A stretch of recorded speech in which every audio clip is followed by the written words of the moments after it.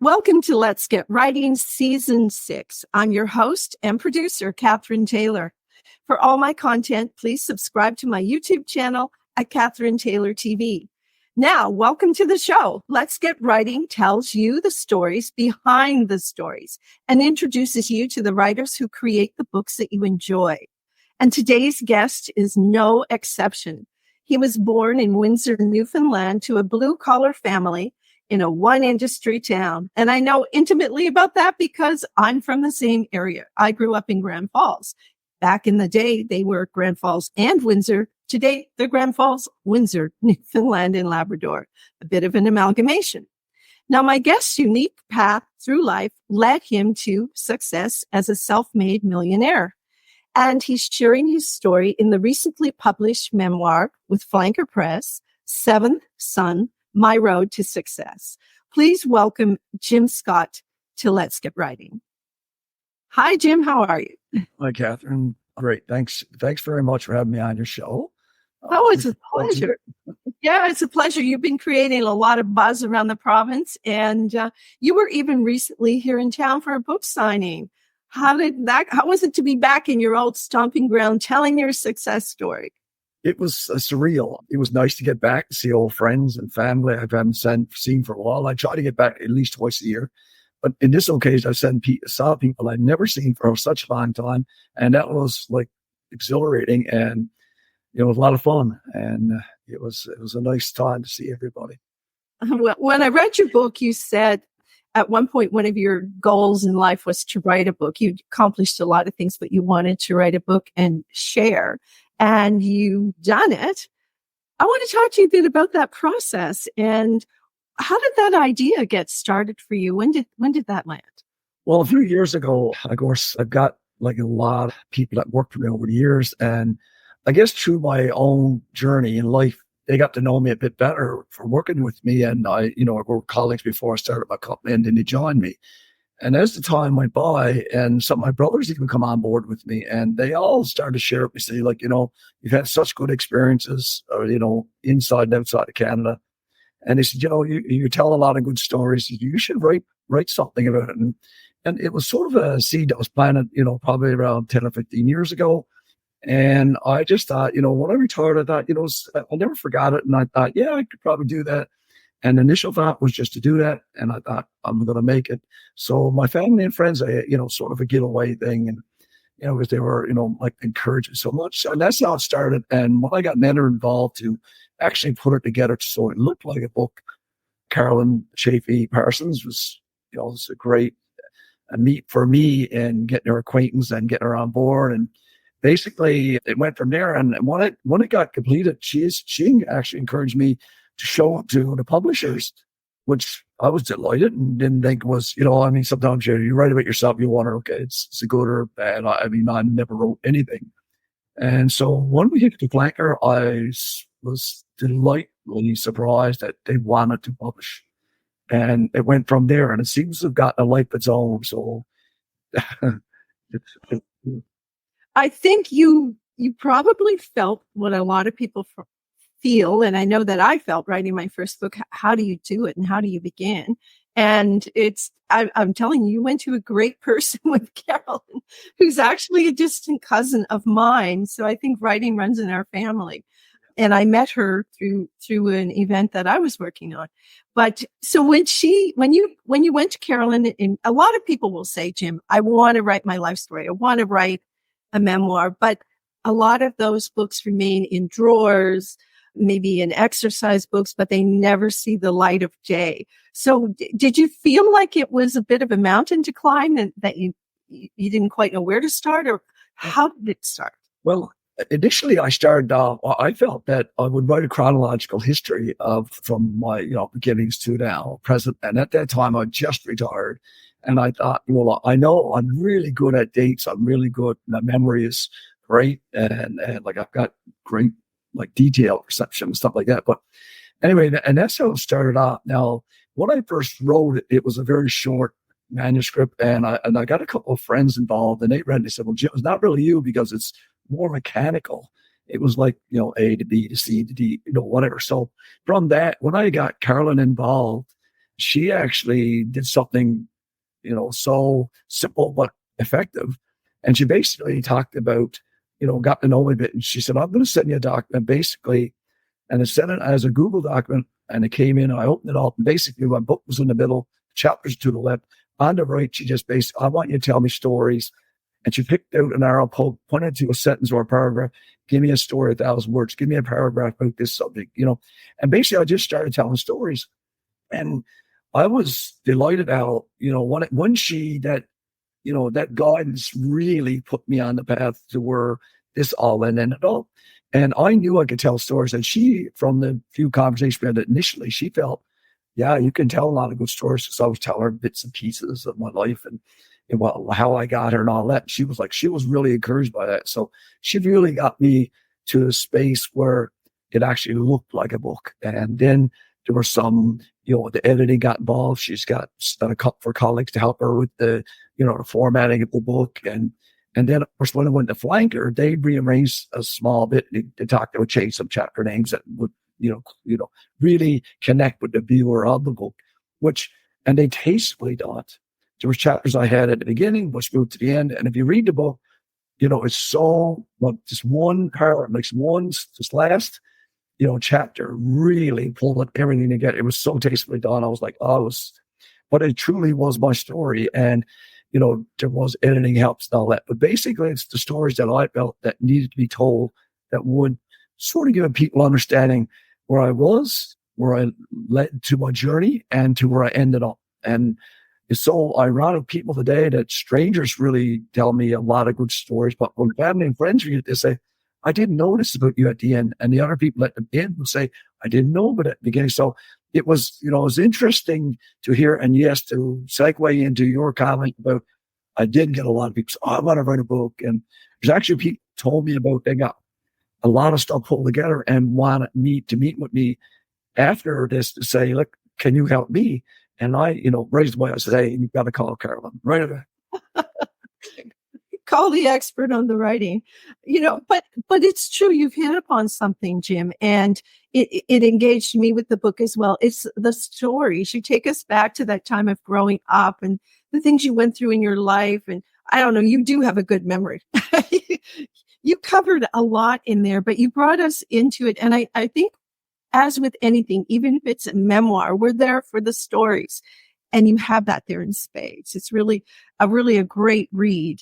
And so, did you have any anxiety over the telling of your story, or, did you ever doubt that perhaps, what are people going to think, or this needs to be told? Where was your head? Well, those moments are there for you. And I think writing about yourself, I learn now that it's not easy, but I didn't know how hard it was. And when I say that, I got a cousin that got a master's in literature, and she said, Jim, it's not even on my bucket list. You realize how hard it is to do?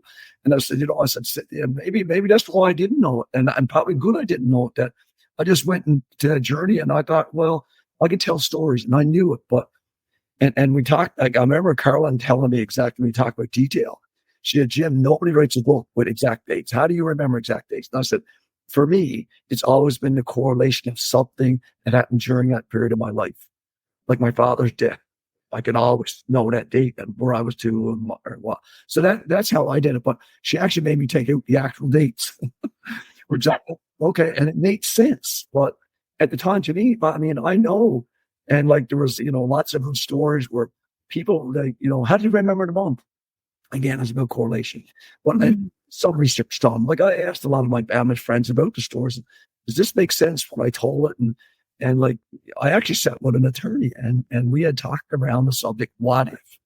And what if was, what if I said something wrong? And, she said to me, first, make sure it's true. Make sure it's positive.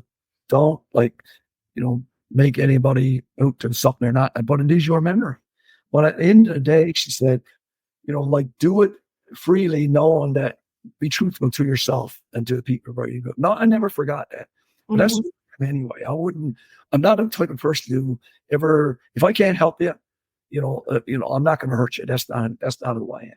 Yeah, I get that about you. You are good. It's interesting that you mentioned the attorney because you don't want to make any mistakes like Harry did with the book Spare. You say something and you're thinking, okay, who have I offended or what have I opened up here? But then that's something that I hadn't thought of. A very good idea, good piece of advice. And what other kind of advice would you have for anyone starting out to do something like this? Like, I think if I was to say to anybody out there that hadn't thought about writing a book, just start doing it. I mean, the beautiful thing about technology today and a computer is, the prime example, you can write a book on a computer, put and shut it, like save it, shut it down, leave it for a while, break just a little bit. It don't take long. And after a while, you realize I'm pulling something together. But once you do that and you've got the foundation built like a house, you build a foundation first. Well, guess what? The Carolyn Chaffey Parsons of the world will come in and help put the house on top of the foundation. And I think that's the way it's about building blocks. It's about a process. Don't go thinking, I got to do this. And my initial doubt was 6 months. Oh, I was out. Don't think in terms of time. Just think in terms of, I want to get this much out. And then with some help on the outside.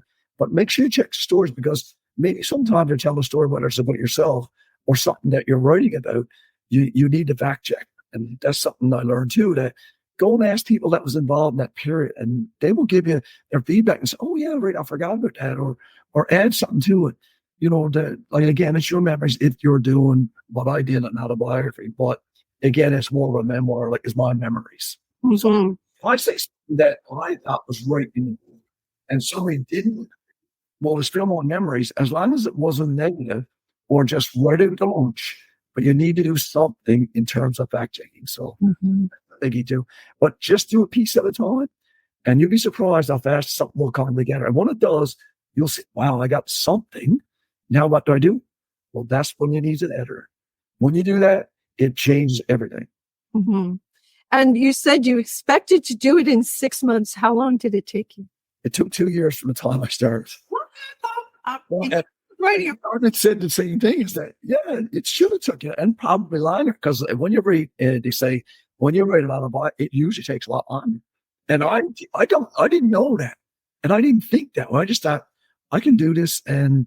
But maybe it's just my determination of who I am. And if you read the book, you'll understand my determination that when I want to do something, I do it. And I put my, I go on 100% and I want to do it. And if I don't know something about it, I'm going to go see someone that did it, or so it can guide me and go on the next step. And here's a good example. This is a segue, but probably put it in real life. I've learned how to play golf. Like I played golf, I was a hacker, and learned from a lot of friends who lately. It's changed my games, just getting a little bit of coaching, a little bit of mentoring. But guess what? You learn it, and guess what? You get better, but you got to do it repetitiously. And I think that's where the book went in terms of writing chronologically, and all of a sudden adding stories and reformatting and changing things around that make sense. And then the flow of the book. And that will be done by the flankers of the world. And like I said, the editors. And it is an interesting process, but it's like molding something. But if you have nothing to work with, you have nothing to work with. So it's we always say, get anything down on paper. Even if it's a bad writing day, you have something down at some point, you can rework it or move it through to another chapter. Well, I was just a little interesting subject. One of the families I wrote with the Tubbers, and there's one of the oldest sister shared with me recently after reading my book. She said, I have everything wrote down over the years, dated on sheets of paper. And she's 74 years old, about her family, all the events of her family. There's a family, 25 people. And I said, look, if you want help with that, I can get in and get you to the right people. But to me, it's a book in itself. Imagine being born and growing up with 25 children, and she's got dates and all. I mean, that's to me the foundation of a book. Sure it is. And it's amazing, the big families, like your family, reading about your family in the book was interesting to keep it straight. And growing up. So you had that meeting when you were very young with Martin, where that seed was planted about the seventh son. And you chose that for the title of the book. Can you talk a little bit about that? What has that meant to you? Well, initially the book was about, like, I didn't know what to call it. And that's the other thing, a lot of authors and I find it to say that now because, I mean, here I am. But when you're writing a book, sometimes you're not sure about what will I call it. And my initial thought was, to journey to my success, just trying to, and I had to bring something up there just to start. So I did that. Ironically, when Carolyn got involved, and it was only mentioned once that I was seventh son, and she said to me, "This is eureka moment." She said, and she hadn't called me. She was so excited. And she said, "Jim, I checked and I can't find a book named The Seventh Son. Take the title." I said, "It'll be yours forever. And, you'll be the first." And they said, "Do you know how rare it is now to be a seventh son? Most families don't have big pens." And yeah, it was a great idea. But then she said, put the next part down below it, right? My journey to success. So I was like, yeah, and that's basically where it started. But in terms of the seventh son and meeting Martin and stuff like that, it was one of those moments that I didn't talk about a lot because sometimes people in the spiritual sense of humanity, I find that either you're in it or you're not in it. And like it's a quagmire when you talk about it, right? And for me, it was like, I felt odd in this own way because I know things that I didn't want to share. And it almost felt a bit weird. I know that for lack of a term, but for me, I was like, it was a sign of my life. I not suppressed, but I just didn't talk about. And those experiences, what I talk about. And I'll never forget that period when, Dad took me to meet her. And I was like, he told me stop. And even today, there's times I'll have those deja vu moments. And I was like, it's scary. It was. But now I was like, unless it's something really profound, but most times it hits me here that I know he said these things to me, this will happen. Or he didn't give in like detail, but at the same time that eureka moments are going to happen. And it does. And like I said, meeting like Juan, seventh son, a seventh son, a seventh son. Like I was floored. Yeah. Never thought that was a possibility. And I even checked it. I actually checked it. And, the Webster Dictionary, it says like 5 to a billion. Like there's only 8 billion people in the world. So do the math. People that happen is so rare.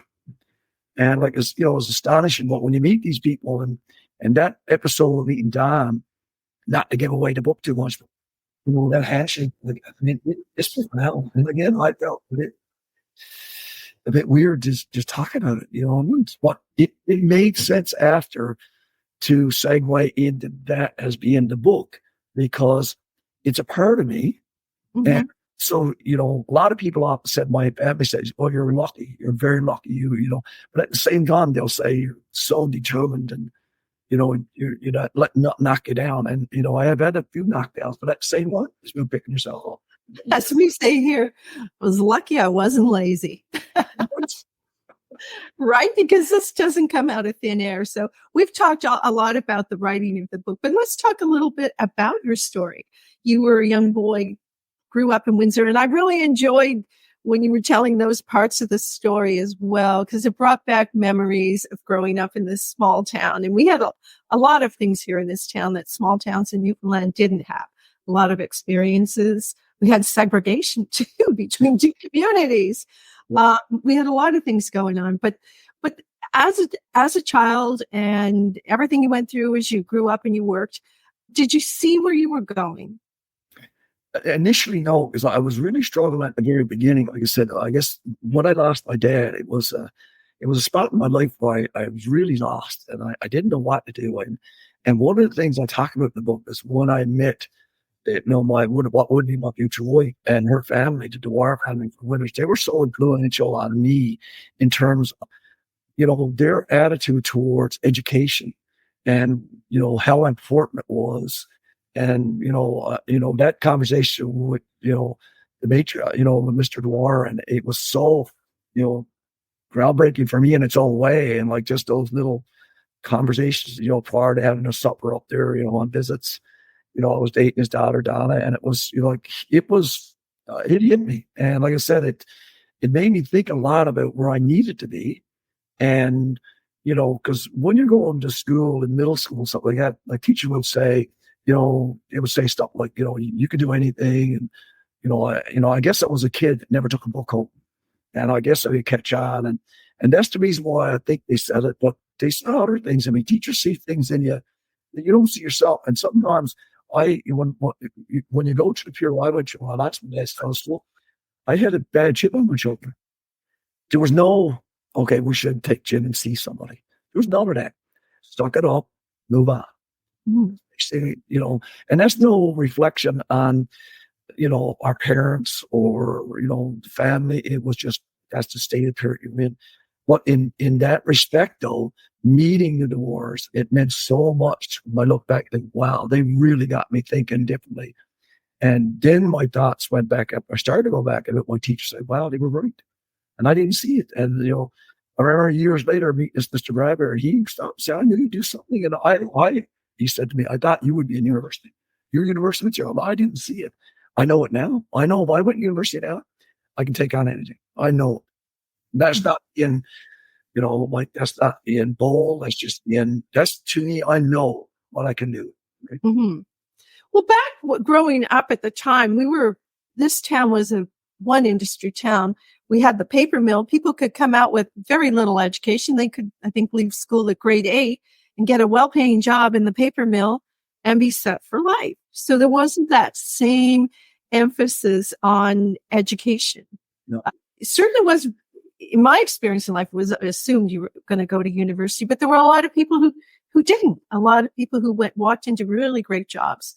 I don't know, great always is hardworking, hard jobs at times, but they paid well, and they didn't have to go far from home for it. Yeah. So it was a unique period, I think, in the life of our town and the province. And I think those of us who lived through it are the only ones that will probably ever truly understand it. Yeah. Yeah. We were lucky because you think about where we grew up. We had like some of the highest paid jobs in the province outside, that would equate to, back then there was no offshore, it was mining. And like to be, a young man growing up in the 70s, most times you were looking for a trade. Like there was that element that went to university, and I had a lot of friends that did that, but we didn't, for, whatever reason, we just got most of our brothers end up in the Air Forces or tradesmen. And that was just the path we were going to take. And now to choose which one. And I was the oddball, I guess. I chose something that nobody else in my family chose. And they didn't understand why, but I think that still goes back to wanting to be initially a pipe fitter. And before that was one of a body mechanic. So, my view was a trade. And the trade I picked, nobody else picked. And it was so ironic that I just broke out and went to the mining sector. And none of my brothers went to the mining sector. So you don't know where life is going to take you, right?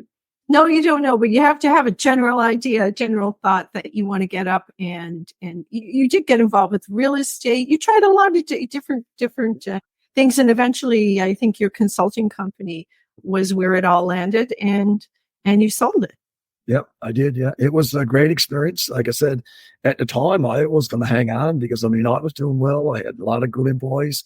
Things were going well from the mining sector as I had thought, and all of a sudden, mining is very cyclical, up and down. That's just the way it goes.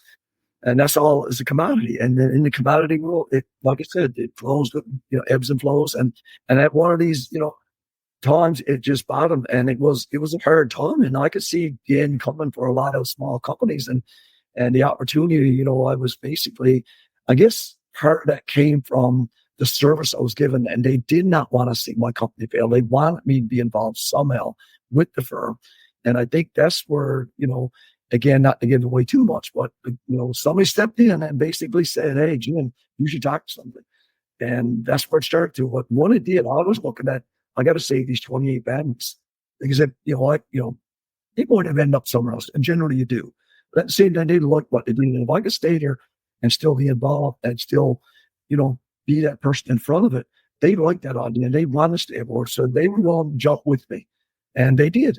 And like I said, it was a good move to move over to the engineering side and just, for them to purchase it out. And it was another big journey, right? Mm-hmm. And you took a little bit of retirement, but you haven't fully retired. You're still doing some work, which I think is the new retirement. I really believe that.